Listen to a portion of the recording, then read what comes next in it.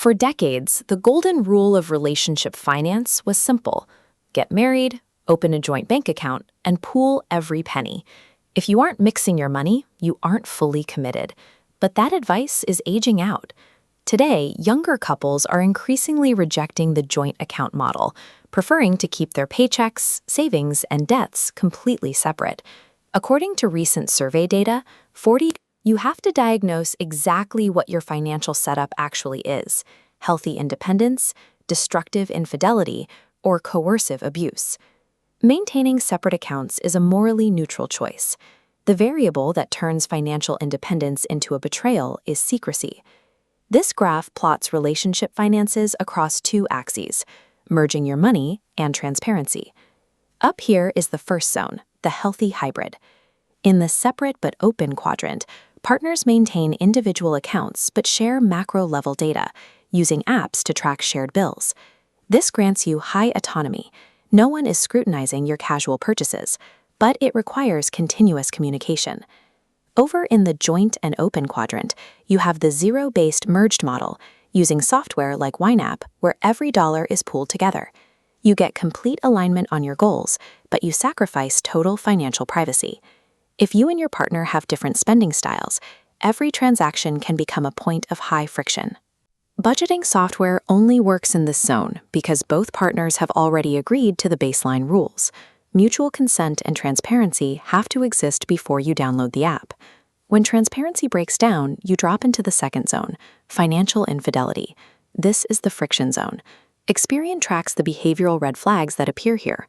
A partner might suddenly start paying in cash to avoid a paper trail, or race to intercept the mail before you see it, or scramble to hide their phone screen when you walk into the room. People rarely start doing this to be malicious. Usually it's a misguided attempt to temporarily avoid an argument over differing spending habits or a mistake they made, but the math always catches up. This behavior compounds secret debt. When the hidden credit card bill is eventually discovered, the financial damage is secondary to the shattered relational trust. When couples try to repair this, the typical remediation is strict oversight. They implement full financial audits or require mandatory device sharing to force transparency back into the relationship. This establishes an objective baseline so the non-cheating partner can verify the numbers, but it comes at a cost. The oversight can feel invasive, and it shifts the dynamic from partners to parent and child. A financial audit is a mathematical fix for a behavioral problem. Repairing a relationship in this zone means addressing why the deception happened in the first place, rather than just balancing the ledger. The darkest end of the continuum is the crisis zone. This is characterized by coercive control and active financial abuse.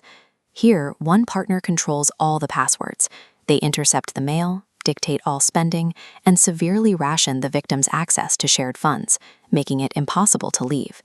This creates a profound paradox. The exact behaviors that constitute infidelity in a healthy relationship, hiding cash, lying about expenses, or opening a secret bank account, become necessary, justifiable survival tactics for a victim trying to escape. Victims often hold on to a dangerous misconception. They expect a divorce court will severely punish an abusive partner financially, awarding a massive settlement to make up for the bad behavior. This graphic illustrates the reality of family law. According to legal data from Brabner's, courts generally prioritize the objective financial needs of both parties. They rarely use asset division to punish bad conduct. A judge only penalizes conduct if a partner engages in extreme, reckless dissipation of assets, like cashing out a retirement account to fuel a gambling addiction. Relying on a legal payout for vengeance is a losing strategy. In this zone, the priority has to be securing a practical, safe exit, rather than seeking retribution in a courtroom. To evaluate your own setup, we can map your situation to a specific action plan using this decision tree. The first question is simple. Are you seeing red flags in your partner's financial behavior? If the answer is no, you are a proactive optimizer.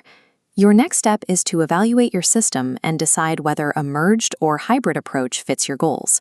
Focus on adopting shared goal software like Monarch or Splitwise. You already have the trust, you just need the tools to streamline your organization. If the answer is yes, you are noticing unexplained withdrawals or a sudden reliance on cash, you are a suspicious partner. You must identify whether you are dealing with infidelity or abuse. If it's infidelity, you have to confront the deceptive behavior directly. Downloading a new budgeting app won't fix a fundamental deficit of trust. If the behavior crosses into coercive control, you are a crisis navigator dealing with active financial abuse. If this is your reality, completely disregard conventional advice about financial transparency and marital pooling. Your sole priority is taking safe, quiet steps to secure your personal documents and build a hidden exit fund before you initiate any legal action. The mechanical structure of your finances, whether fully merged or entirely separate, is ultimately irrelevant. What dictates the survival of the relationship is whether both partners are operating with mutual consent and total honesty.